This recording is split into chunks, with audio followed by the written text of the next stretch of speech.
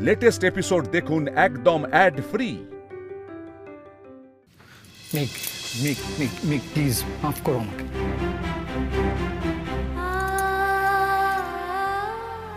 নিজেকে নতুনভাবে তৈরি করছি নীল। এই দেখো, নতুন খাতা। সারা জীবনের মতন লুজ শিটে নোটস নেওয়া ছেড়ে দিলাম। বদলালাম নিজেকে ভবিষ্যতের জন্য। যে ভবিষ্যতের কথা কাল রাতে হয়েছে। মেঘ, আমি কি করলে তুমি আমার ভুল মাফ করবে? কি হলো নীল? কালকের থেকে আজকের মধ্যে কি ফারাকটা ঘটলো যে যাকে তুমি কাল অবধি সহ্য করতে পারছিলে না, আজকে তার কাছে মাপ চাইছো? আমি ভুল ছিলাম মেঘ, আমি ভুল ছিলাম। গোটা পৃথিবীর সামনে তুমি প্রমাণ করে দিয়েছো। তার মানে কাল আর আজকের ফারাকটা শুধুমাত্র ওই ভাইভাই পাশ করাটা। আমি তো ফাটকা খেলেছিলাম।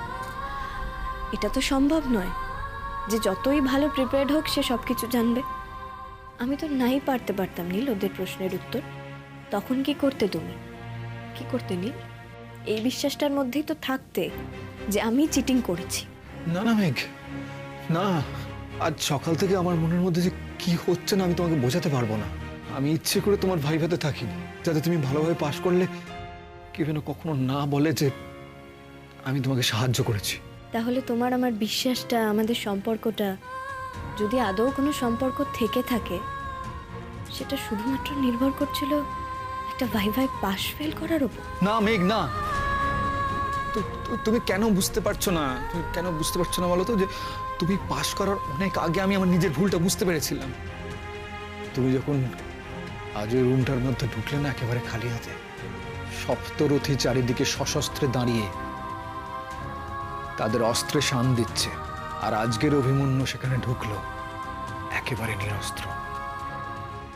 আমি জানি না, আমি জানি না কিভাবে, কেন, আমি কোনো লজিক জানি না, কিন্তু আমার মনে হলো আমি ভুল করেছি। মেঘ কোনো অন্যায় করতে পারে না। আমি পাগলের মতো ঘুরেছি মেঘ ওই রুম থেকে বেরিয়ে এসে। তোমাকে বলা প্রতিটা কথা আমার মনে পড়ছিল, আর আমি নিজেকে সহ্য করতে পারছিলাম না। আমার মনে হচ্ছিল কেউ যেন আমাকে বেত দিয়ে মারছিল। কি করে আবার আমি তোমাকে ভুল বুঝলাম? কি করে আবার আমি তোমার দিকে আঙুল তুললাম? মেঘ, মেঘ, তুমি আমাকে মাফ করে দাও। তুমি আমাকে মাফ করে দাও। তুমি আমাকে তোমার মতো ভালো করে দাও। দেখো মেঘ, আমার অনেক দোষ আছে, আমি অনেক খারাপ কাজ করে ফেলি, কিন্তু বিশ্বাস করো আমি তোমাকে বড্ড ভালোবাসি মেঘ, তোমাকে বড্ড ভালোবাসি। তোমার কোথাও একটা ভুল হচ্ছে নীল বুঝতে। ভালো তুমি আমাকে বাসো না, ভালো তুমি নিজেকে বাসো।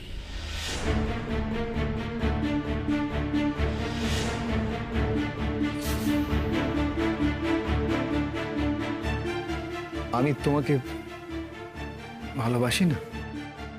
ভালোবাসার মধ্যে কি থাকে নীল? শুধুই কি কাছাকাছি আসা? শুধুই কি মুখে বলা যে আমি তোমাকে ভালোবাসি? ভালোবাসা তো একটা বিশ্বাস, একটা ভরসা, একটা বোধ, একটা ফিলিংস। তার কোনোটাই তোমার নেই। আর বিশ্বাস তো নেই। প্রতিটা ক্ষেত্রে প্রথম সন্দেহ তুমি আমাকে করছো। তোমার ভেতরের রিফ্লেক্স প্রথমেই বলে যে মেঘ ভুল, মেঘ এই অন্যায়টা করেছে। কেন বলে জানো তোমার এই ভেতরের মনটা? কারণ তোমার অবচেতন মনে একটা গিল্ট আছে, আমাকে বিয়ে করার গিল্ট, পরিবারের বিরুদ্ধে যাওয়ার গিল্ট। সেটাই প্রথম ধাক্কায় আমাকে কাঠগড়ায় দাঁড় করিয়ে দেয়নি, আর আমাকে অগ্নি পরীক্ষা দিতে হয় তোমার সামনে। আর তোমার পরিবারের কথা তো আমি এখানে আনবই না, কারণ তাদের কাছে আমি অনাথ। আমি তাদের মাঝখানে জোর করে ঢুকে পড়া একটা মানুষ। আমাকে যে তারা পছন্দ করে না, এই বিষয়ে তাদের মধ্যে কিন্তু কোনো হিপোক্রিসি নেই। তারা ভালোবাসি বলে বিপদের সময় হাত ছেড়ে দেয় না। তারা তো হাত ধরেই না কখনো। সেটা অনেক ভালো নীল, কিন্তু তুমি যেটা করেছো সেটা না। তুমি তো একরকম জোর করেই বিয়ে করেছো আমাকে, সকলের মতের বিরুদ্ধে। কি কেন নীল? জানো না কেন? তুমি সত্যি জানো না?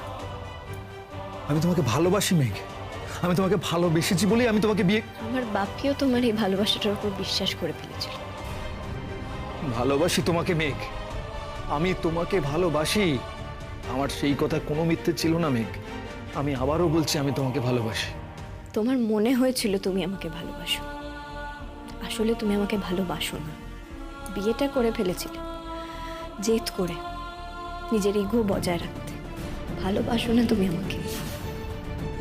ঠাম্মির বেলা তুমি আমার পাশে এসে দাঁড়িয়েছিলে, কারণ সেখানে তোমার সম্মান নিয়ে কোনো টানাটানি হয়নি। কিন্তু কাল যেই তোমার সম্মান নিয়ে টানাটানি হলো, তুমি চোখে আর কিছু দেখতে পেলে না নীল, শুধু আঙুল তুললে, অপমান করলে। নীল, যার মধ্যে এত অবিশ্বাস বারুদের মতন ঠাসা, যার মধ্যে একটুতেই এত বড় আগুন লেগে যায়, সে কি করে ভালোবাসার কথা বলে? কাল যদি এই বাড়িতে একটা চুরি হয়, আর যে কেউ যদি সেই চুরির দায় আমার দিকে আঙুল তুলে বলে যে আমি মেঘকে দেখেছি চুরিটা করতে, তুমি কি আবার আমাকে অবিশ্বাস করবে না? আবার বলবে না যে তাদের অবিশ্বাস করার কোনো কারণ নেই, তারা তো কেউ আমার শত্রু না? না মেঘ, না, আমি আমার ভুল বুঝতে পেরেছি। তখন তুমি আবার এখনের কথা ভুলে যাবে নীল। কেবল মনের মধ্যে জেগে থাকবে অবিশ্বাস। তখন আরেকটা কোনো নতুন অগ্নি পরীক্ষা আমাকে পেরোতে হবে। সারাটা জীবন নিজেকে প্রমাণ করতে করতেই কেটে যাবে আমার। আর তুমি প্রতিবার সন্দেহ করবে আমাকে। করবো না, করবো না মেঘ, তুমি বিশ্বাস করো, আমি আর কখনো কখনো তোমাকে সন্দেহ করবো না। মেঘ, মেঘ প্লিজ আমাকে বিশ্বাস করো। দেখো, তুমি যদি আমার সম্পর্কে এরকম ভাবো, তাহলে আমি কোথায় গিয়ে দাঁড়াবো? মেঘ, তুমি ছাড়া যে আমার আর কোনো অস্তিত্ব নেই। আই লাভ ইউ মেঘ, আই রিয়েলি লাভ ইউ। মেঘ, তোমাকে কষ্ট দিয়ে আমিও কষ্ট পেয়েছি, আমিও কেঁদেছি। মেঘ, তুমি আমার যন্ত্রণাটা দেখতে পাওনি? তুমিও তো স্বার্থপর হয়েছো। তুমি আমার যন্ত্রণার কথা ভেবেছো একবার? কি করে ভাববো? তুমি তোমার কাছে আসতে দিয়েছো আমাকে? তুমি জোর করে আসতে পারতে না আমার কাছে? না, সেই জোরের জায়গা আমার আছে বলে সেই বিশ্বাসটাই আমার নেই। না মেঘ, সেই জোরের জায়গাটা আছে, বিশ্বাস করো, সেই জোরের জায়গা আছে। আমার উপর তোমার সব থেকে বেশি জোরের জায়গা আছে, আর চিরটা কাল থাকবে মেঘ, চিরটা কাল থাকবে। আমি যদি কখনো ভুল করে ফেলি না, তুমি আমাকে ঠিক করে দেবে। আমাকে সেই ভুল পথ থেকে ঠিক পথে নিয়ে আসার সব দায়িত্ব তোমার মেঘ, সব দায়িত্ব তোমার। আমি তোমার মতো ভালো নই মেঘ, আমি তোমার মতো ভালো নই। আমি জানি, আমি স্বীকার করছি আমার অনেক দোষ আছে, কিন্তু তুমি আমাকে তোমার মতো ভালো করে দেবে। আমাকে তোমার মতো ভালো করে দাও না মেঘ, আমাকে তোমার মতো ভালো করে দাও না। বিশ্বাস করো, আমি ওগুলো বলতে চাইনি। আমাকে মাফ করে দাও না মেঘ,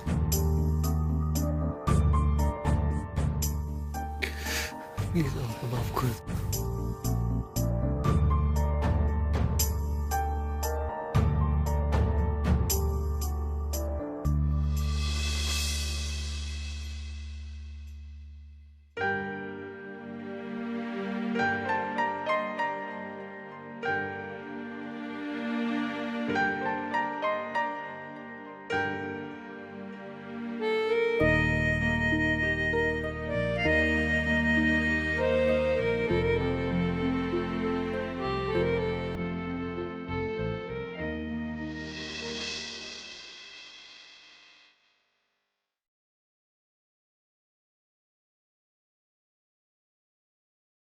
গড অফ হেল, এতটা নিচে নামতে পারো তুমি মেঘ? তোমার সঙ্গে এই মুহূর্তে এক ঘরে বাস করা আমার পক্ষে সম্ভব নয়।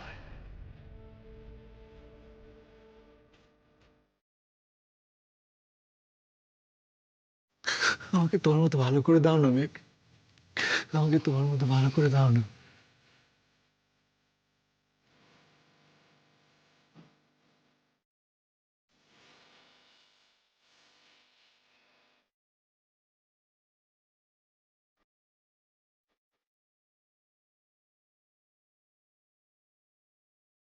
চেষ্টা করব নীল, চেষ্টা করব তোমার ভুলের মুহূর্তে দাঁড়িয়ে তোমাকে হুঁশে ফেরাতে।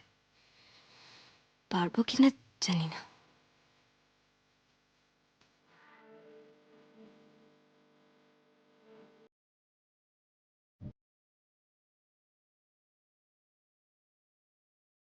I love you, মেঘ।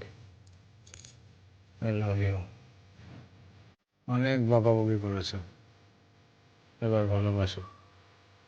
I love you।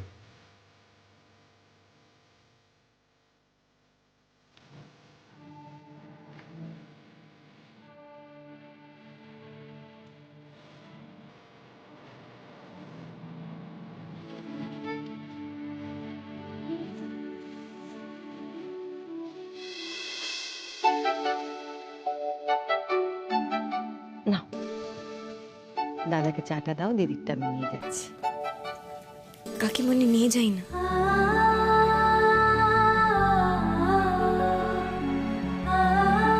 ঠিক আছে।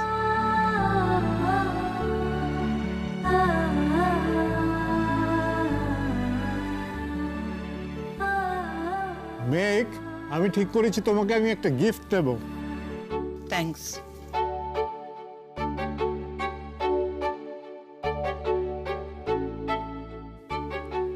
কি গিফট নেবে বলো? বই, শাড়ি, জামা, গ্যাজেট? হঠাৎ গিফট কেন বাবা? এমনি আমার ইচ্ছে হয়েছে আমার বৌমার সাকসেস সেলিব্রেট করতে। সেটা বাবা তাহলে মুলতবি থাক, মাস্টার্স ফাইনালের পর একবারে হবে। বুঝেছি, তুমি কিছু বলবে না, আমাকেই যা দেবার দিতে হবে।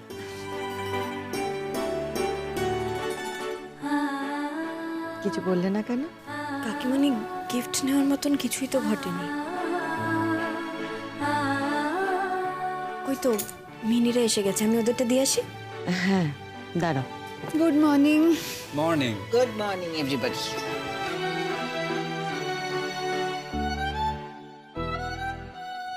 ওই যে ভালো বৌমা কিচেনে ঢুকে পড়েছে। আচ্ছা মা, বলছি কাল তুমি একটু বাড়াবাড়ি করে ফেললে না? ওর কাছে একেবারে অ্যাপোলজাইজ করা অ্যান্ড অল। নিজের ভুলটুকু আমি স্বীকার করেছি আর নিজের কথাটা রেখেছি, এটাতে বাড়াবাড়ির কিছু নেই তো।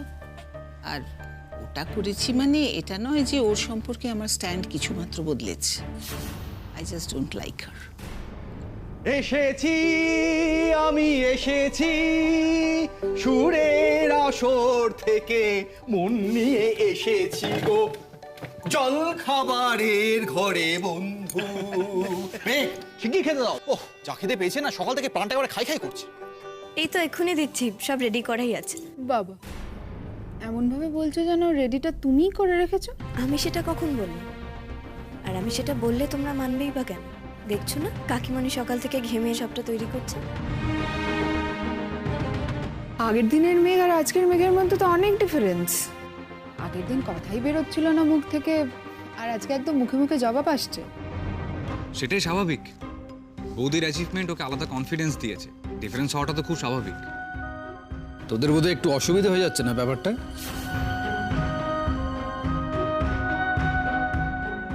মেঘ বেশ চুপ করে মুখ বুজে তোদের অকালপক্ষ বাজে বকা শুনে যাবে চিরকাল, তোরা এটাই চেয়েছিলিস তো?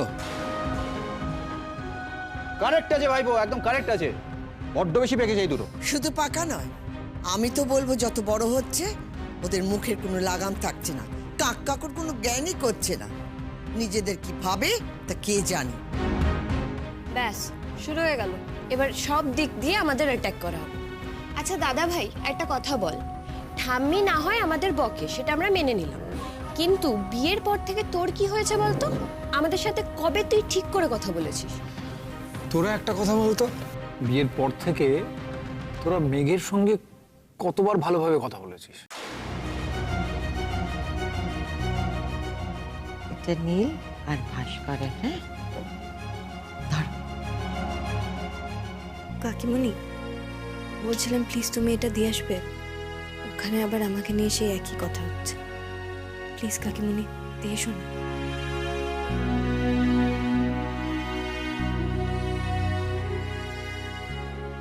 শোন, তোদের রেজাল্টের অবস্থা তো আমি দেখছি। এক কাজ করিস, রোজ সকাল সকাল উঠে মেঘের লেগ ডাস্ট নিয়ে একটা জলে গুলে এক গ্লাস খেয়ে নিস, তাতে যদি কলেজের ফাইনাল পরীক্ষা কিছু একটা হয়।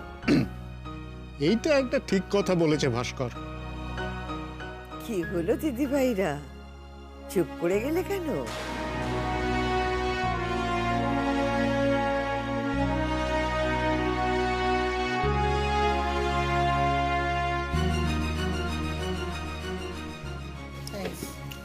আচ্ছা মেঘ, একটা কথা বলো তো, কালকে তুমি ও বাড়িতে বলছিলে তোমার সঙ্গে কে এই কনস্পিরেসিটা করেছে সেটা তুমি জানো?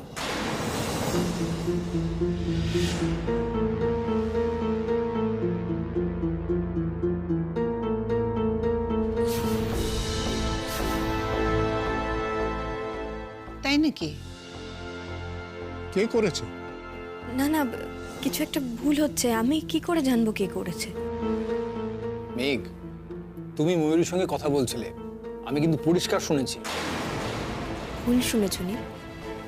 আমি বলেছিলাম যে কারা এটা করেছে সেটা যদি আমি জানতে পারি তাহলে তাদের মুখোমুখি হওয়া যেত। আচ্ছা মেঘ, তুমি ঠিক বলছো তো? কাউকে আড়াল টাড়াল করছো না তো? না, হতেই তো পারে ক্লাসের স্টুডেন্ট বলে হয়তো ছেড়ে দিচ্ছে। বৌদি, তুমি একবার তার নামটা শুধু বলো আমাকে, দেখে নিচ্ছি আমি তাকে একবার।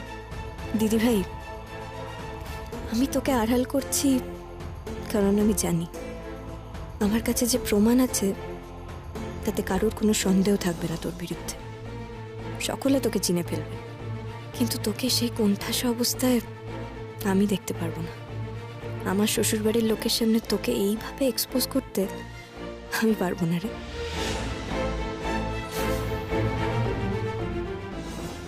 কি হলো মেঘ? আচ্ছা নাথবউ, আমার যেন কেমন মনে হচ্ছে যে তুই পেটে কিছু চেপে রেখেছিস। না না ঠাম্মি, আমি সত্যিই জানি না।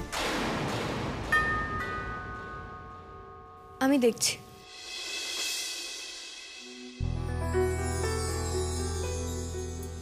নমস্কার, আমরা ওই ত্রিদীপ ভাস্কর ওদের সঙ্গে কথা বলতে চাই।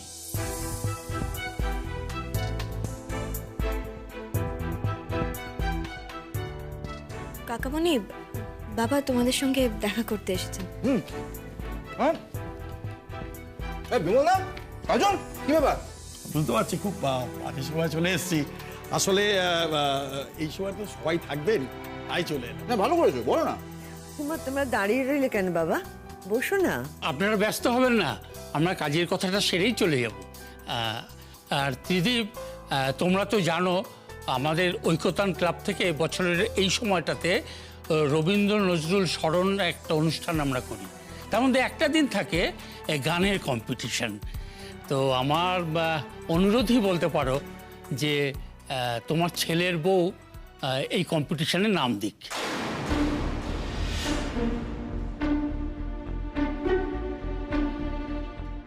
হ্যাঁ, বড় চমৎকার গান করে আপনার ওই ছেলের বউ। ও যেন অবশ্যই পার্টিসিপেট করে এই কম্পিটিশনটাতে।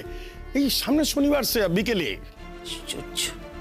সকাল সকাল বাজি বকতে চলে এসছে, কাজকর্ম আর কিছু নেই। হ্যাঁ নীলা, বৌদি কিন্তু তাহলে কম্পিটিশনে পার্টিসিপেট করছে। আমি কিন্তু তাহলে লিস্টে ওনার নামটা লিখে নিচ্ছি। হ্যাঁ না, একেবারে নামটা লিখিয়ে দেবেন না। আর তাছাড়া আমাদের বাড়িরও তো একটা ব্যাপার আছে, আমরা আলোচনা করে আপনাদের জানাব। হ্যাঁ, নিশ্চয়ই নিশ্চয়ই, আপনারা আলোচনা করে নিন। ও কিন্তু চমৎকার গায়, ও শিওর জিতবে, মানে ওর পাশে কেউ দাঁড়াতেই পারবে না। হ্যাঁ ঠিক আছে, তাহলে আমরা আসছি। হ্যাঁ নীল, তুমি কিন্তু একটু জানিয়ে দেবে। হ্যাঁ হ্যাঁ হ্যাঁ, আমি জানিয়ে দেবো। আর মেঘ পার্টিসিপেট করবে, আমি বলছি। থ্যাংক ইউ, আমরা আসি ভাই। হ্যাঁ তাহলে দাদা ভাই, শেষ পর্যন্ত তোর বউকে পাড়ার মাচায় গান গাওয়াবি? না না, মাচা নয়, ওদের খুব সুন্দর স্টেজ আছে ভেতরে, ওদের বৌদি ঠিক জায়গাতেই গাইবে। সব পাড়ার ফাংশনে বাড়ির বউকে গিয়ে গান গাইতে হবে না। কেন, পাড়ার ফাংশন তাতে খারাপ কি আছে? নীল, এটা কি বলছো তুমি? আমাদের বাড়ির বউ পাড়ার হেজি বেজি একটা ফাংশনে গিয়ে গান গাইবে? আরে তাতে অসুবিধাটা কোথায় সেটাই তো বুঝলাম না। এখানে দাঁড়িয়ে গাইলেও সেটা গান, আর বাড়িতে গাইলেও গান, টিভির রংচঙে অনুষ্ঠানে গাইলেও গান, ব্যাপারটা তো একই। কিন্তু বাবা, সেই গানের মধ্যে একটা পেডিগ্রির ব্যাপার তো আছে। রাইট, মানে ও যেখানে হ্যাঁ হ্যাঁ করে গান গাইতে যাবে সেখানে হয়তো আমাদের সুশীলাদির মেয়েও গান গাইতে যাবে। তার মানে ও আর সুশীলাদির মেয়ে দুজনে একসাথে গান গাইবে। একই মঞ্চের উপর দাঁড়িয়ে যদি মেঘ এবং সুশীলার মেয়ে গান গায়, কি প্রবলেম আছে তাতে? তোদের কথা শুনে তো মনে হচ্ছে তোদের মনের মধ্যে এসব ছোঁয়াছুঁই, বাদ বিচার, আনটাচেবিলিটি, এসব ব্যাপার জন্মে গেছে। আমি জানি না, আমার তো বাবু বেশ মজা লাগছে। আমার নাচবো, গান গাইতে যাবে, আমরা সবাই দল বেঁধে যাব, আর ও যখন জিতবে আমরা সবাই মিলে হই হই করব। ও গাইবে না, আমি বলছি অন্য কোনো জায়গায় ঠিকঠাক অনুষ্ঠান হবে, সেখানেও গাইবে। আর তাছাড়া কম্পিটিশনের কি আছে? ও কি গাই হবে নাকি? যেখানে সেখানে কম্পিটিশনে গিয়ে গাইতে হবে? আচ্ছা আচ্ছা, আমাদের এত ডিসকাশনের কি দরকার? মেঘ এখানে রয়েছে, ওই বলুক কি করতে চায়, ও যেটা বলবে সেটাই হবে।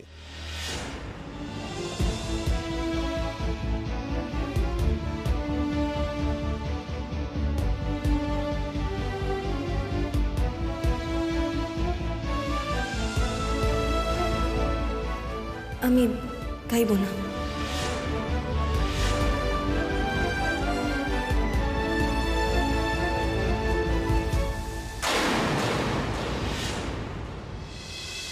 কেন গাইবে না তুমি? নীল, আমার ভালো লাগে না সব সময় গান গাইতে। এই কথাটা আমি মানতে পারলাম, তুমি গান গাইতে ভালোবাসো। হ্যাঁ ভালোবাসি, কিন্তু সেটা নিজের জন্য ভালোবাসি। সকলকে সবসময় শোনাতে হবে তার তো কোনো মানে নেই। শোনাতে হবে মেঘ, শোনাতে হবে। দেখো, গান একার শিল্প নয়। একটা কথা রবি ঠাকুর বলেছেন জানো তো, একাকী গায়কের নহে তো গান, গান তখনই সার্থক যখন সেই গানটা শ্রোতা শোনে। আর মেঘ, তুমি তো ভালো গাও, আচ্ছা তোমার গান কেন সকলে শুনবে না বলো তো? রবীন্দ্রনাথকে যখন কোট করলেই, তাহলে পুরোটা না বলে ছেড়ে দিলে কেন নিজের সুবিধে মতো? একাকী গায়কের নহে তো গান, মিলিত হবে দুইজনে, গাহিবে একজন খুলিয়া গলা, আরেকজন গাবে মনে, তটের বুকে লাগে জলের ঢেউ, তবে সে করতান উঠে, বাতাসে বনসভা শিহরি কাঁপে, তবে সে মর্মর ফুটে, জগতে যেথা যত রয়েছে ধ্বনি যুগল, মিলিয়াছে আগে, যেখানে প্রেম নাই বোবার সভা, সেখানে গান নাহি জাগে। আচ্ছা, আমি তো বলেছি আজকে বাড়ি ফিরে তোমায় অনেক গান শোনাবো, গাওয়াও হবে আর শ্রোতাও হবে। মেঘ, একটা কথা বলো তো, তুমিও কি ওদের মতো এই মঞ্চটার জন্য, মানে পাড়ার লোকের অনুষ্ঠান বলে গান গাইতে চাইছো না? নীল প্লিজ, দেখেছো তুমি পদে পদে প্রমাণ করছো যে তুমি আমায় ঠিকভাবে চেনো না। তুমি জাস্ট ঝোঁকের বসে একটা বিয়ে করে ফেলেছো। আচ্ছা, তোমার সত্যি মনে হয় আমি এই সমস্ত ভাবি? না, সেটা মনে হয় না, আর সেই জন্যই তো আমি ওদের সামনে বলে দিয়েছি যে তুমি গাইবে। নীল প্লিজ, এটা নিয়ে জেদে জেদি করো না। 100 বার করবো, 1000 বার করবো। দেখো, বাবা রাজি, ঠাম্মি রাজি, কাকামণিও রাজি, কিন্তু মা তো রাজি নন, কাকিমণিও রাজি নন। সেটাই তাহলে তোমার না গাওয়ার কারণ, তাই তো? ধরে নাও হ্যাঁ। আমি আর অশান্তি চাই না আমাকে নিয়ে, অনেক অশান্তি হয়ে যাচ্ছে নীল, একটার পর একটা অশান্তি। তুমি ক্লাবে বলে দাও যে আমার একটু সমস্যা আছে। দেখো, আমি অকারণে মিথ্যে কথা বলি না। এখন তোমার যদি বলার থাকে তুমি যাও, ওখানে গিয়ে বলো, আমি গেলে কিন্তু তোমার নামটা লিখিয়ে দিয়ে আসবো।